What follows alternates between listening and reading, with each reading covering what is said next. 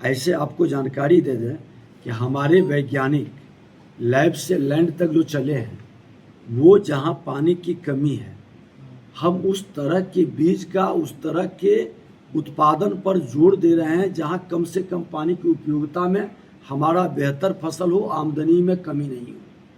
कि जो भी बीज वितरण करते हैं उसके नमूना आप टेस्टिंग के लिए लैब में भेजेंगे और उसका रिपोर्ट डीएम अपने स्तर से यहाँ देखे भी, कृषि पदाधिकारी पूरे टास्क फोर्स के साथ।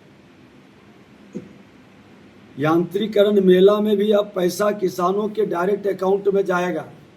नमस्कार, आप देख रहे हैं न्यूज फॉर नेशन। मैं हूं जागृति शर्मा आपके साथ। बिहार के कृषि मंत्री विजय सिन्हा ने गया जी में प्रेस कॉन्फ्रेंस के दौरान कहा कि बिहार सरकार बिहार के किसानों के हित में लगातार काम कर रही है।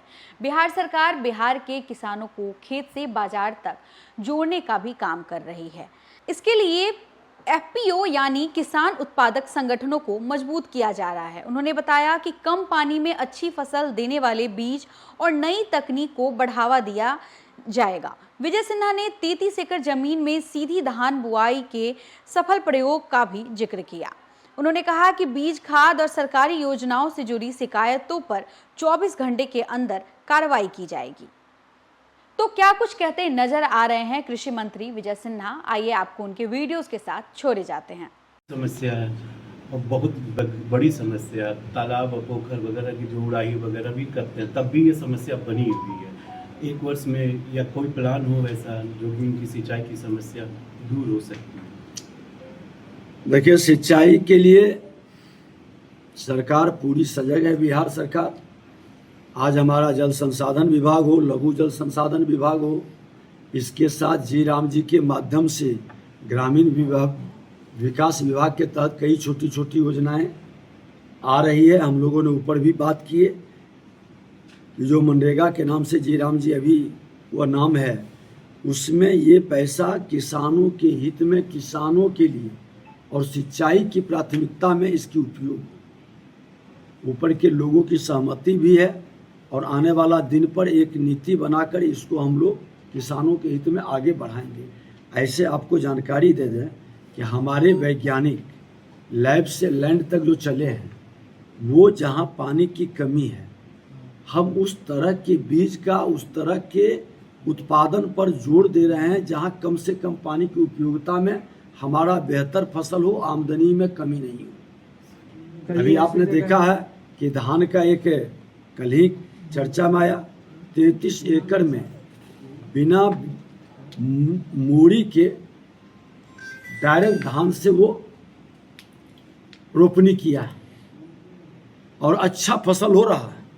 हम तो यहाँ के कृषि विभाग के पदाधिकारी को कहेंगे कि एक बार प्रेस मीडिया के लोगों को भी वहाँ ले जा करके दिखाएं, क्योंकि आप लोगों के माध्यम से लोगों को एक प्रेरणा भी मिलता है और लोग जब देखते हैं तो उसकी ओर उनकी विश्वास बढ़ता है और उसको अपनाता भी है, ग्रहण करता है।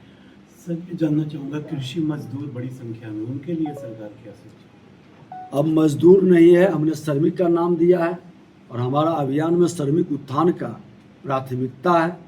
और उसके लिए हमने आपको कल देखे कि इंटीग्रेटेड जो खेती है हमारी,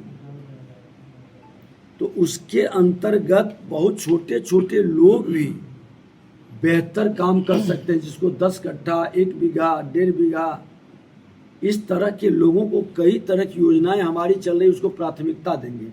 अपना खेत नहीं भी है तो दूसरे के खेत में उनको भी प्राथमिकता देंगे। चिड़ियावा गाँव है सर, जहाँ बरसात के कारण मतलब आज तक 0% रोपनी हुआ है। से कई गांव हैं जो हमने वहाँ विकल्प में अभी हमारे विभाग की ओर से कई तरह के विकल्प बीज का वितरण किया गया है और जो कम से कम पानी में।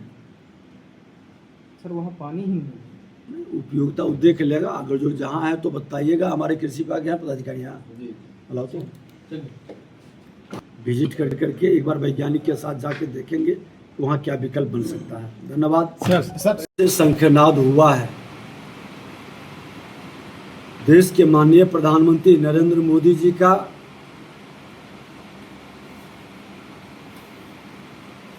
चार जाति में समाज को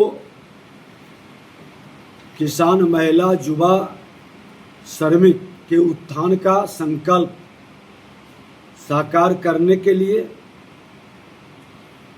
कृषि विभाग पूरी तरह से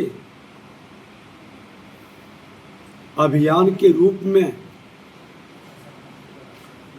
सामाजिक उत्थान के लिए, प्रकृति प्रतिभा का सम्मान के लिए, राष्ट्र समाज के उत्थान के लिए काम कर रहा है।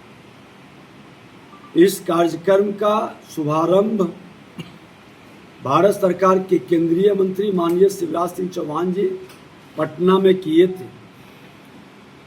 यह कार्यक्रम हमारा किसानों के जमीन के विवाद को हल करने का, एग्री एस्टेक के माध्यम से फार्मर आईडी बनाने का गति प्रदान करेगा। मिट्टी का हेल्थ, सॉइल टेस्टिंग के काम को अभियान देंगे ताकि फर्टिलाइजर, पेस्टिसाइड का अनाप शनाप उपयोग रुक सके।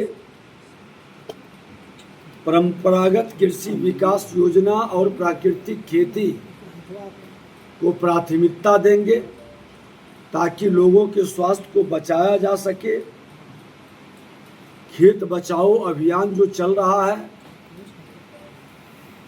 फर्टिलाइजर केमिकल से हमारा उर्वरा शक्ति समाप्त हो रहा है, उसको लेकर भी हम लोग जागरूकता उत्पन्न करेंगे और खाद के संदर्भ में भी स्पष्ट निर्देश समीक्षा बैठक में हम लोगों ने दिया है कि जो रेट है, रेट से बहुत अंतर नहीं आएगा।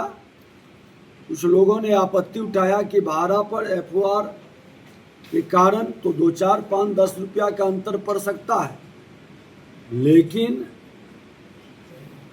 डेवढ़ा और डबल का ये वातावरण कतई नहीं होगा। जहां हो उनसे रिसिप्ट लें, कैश मेमो लें।